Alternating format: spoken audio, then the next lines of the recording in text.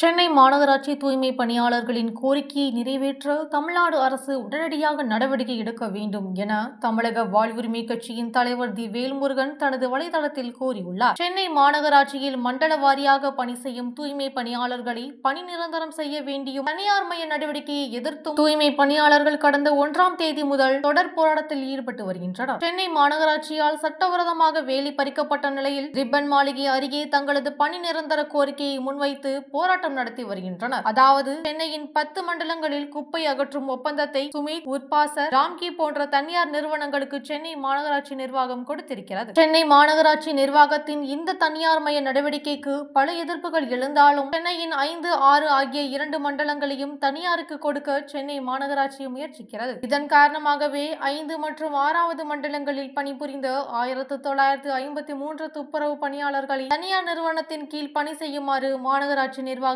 சமீபத்தில் கூறியிருக்கிறது.